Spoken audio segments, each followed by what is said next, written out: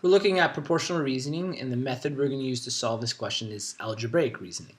The overall expectation is to solve problems involving proportional reasoning, and specific expectation is solve for unknown value in a proportion using a variety of methods, and we're going to use algebraic reasoning. So here's our inquiry type question. We'll read through it once, and then we'll highlight what's important the second time through. The D'Souza family is going on a trip to Prince Edward Island and back. It is a 1,600 kilometer trip from home to PEI. Determine the total cost of the gas for the D'Souza family's trip to PEI and back if the cost of gas is 128 centimeters per liter and the car uses 9.8 liters per 100 kilometer. Okay, there's a lot of info in there. First things first is that the family is going there to PEI and back. It's a two-way trip. And this 1,600 kilometers from home to PEI is only one way. So we're already going to have to do a calculation with that. Second important stuff, and it's kind of like a part two, I'm going to highlight this in green, is the cost of gas. Okay, the cost of gas is 128 cents per liter. I'm going to highlight this part in yellow again, and the car uses 9.8 liters per 100 kilometers. And that's going to pertain kind of to our part one of the question here, and our green will kind of be our part two. So let's quickly do a quick diagram of what this trip probably looks like. The D'Souza family is traveling from home, and they're driving all the way out to Prince Edward Island, and the trip takes 1,600 kilometers one way, and then they're coming back because they want to go home also. So it's another 1,600 the other way. So in total, the family's traveling, if you add these two together, 3,200 kilometers. So that's going to be important for what we're doing. Now, we have two variables. We have our kilometers and the liters the car uses. Let's set those up, our kilometers. We know that the family travels a total of 3,200 kilometers. The amount of liters they use at that point is unknown. We don't know what it is. But we do know, from what they've told us in the question, for every 100 kilometers we use, the car uses 9.8 liters of gas, which is good. That will help us on our way. Just as a side note, if we were to drive no kilometers, how many liters would we use? Probably none, which means this is a directly proportional relationship. If we were to draw a graph, a line, this would go directly through the origin, which means we're going to use this type of equation, y is equal to m times x. So, with that being said, we need to figure out what our x and our y variables are going to be, and then what our m variable is going to be. So, our kilometers is our independent, right? Depending on how far we drive, it tells us how many liters we use. So this is our independent, and our independent variable is usually our x value. Okay, there's our x value. And that makes our liters dependent on how far we drive, which means this is our y value. Okay, so with that being said, we'll kind of color code this. Our equation will read y equals m times x. We have to figure out our m. Our x here is kilometers, so we're really looking at liters per kilometer.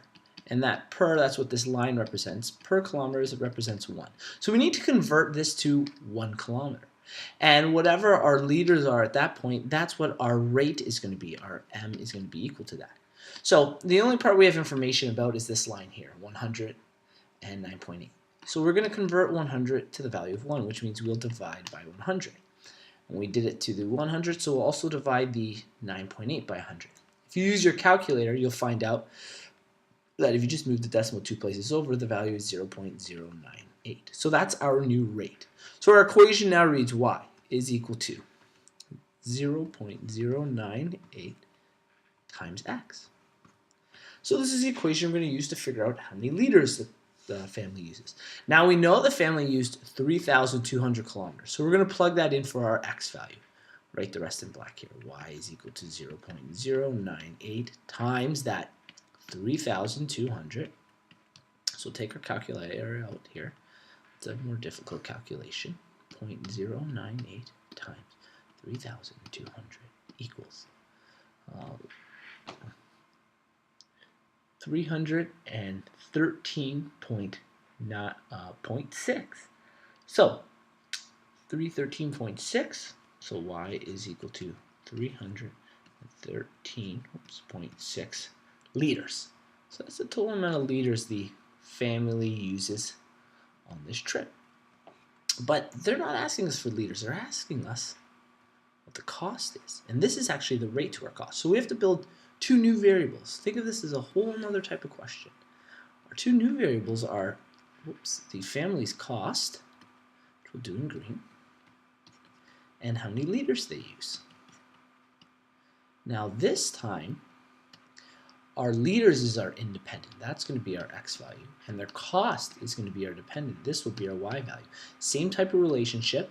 It's a y equals m times x. Okay. And we said x will be our liters. And we know how many liters from above. It's 313.6 liters. And our cost is going to be our y value. This is our unknown. Our rate, m, they actually tell us in the question. Question says it uses 128 cents per liter. That's great. So for every 1 liter we use, the cost is 128 cents. And I'm going to convert that to dollars by putting a decimal here. It's $1.28. Okay? So now that's going to be our rate. Remember, whatever is equivalent to our 1 here, we'll plug that in for our m. So y equals 1.28 times x. And the amount of liters we use is 313.6. We're going to plug that in for x. Y equals 1.28 times 313.6. Again, we'll use our calculator to solve this. 313.6 times 1.28. And lo and behold, the family spends $401.40, around that 41 cents. So $401.41 in total for his family's trip. If you'd like to see other ways to solve this question, you can check out our other playlists on proportional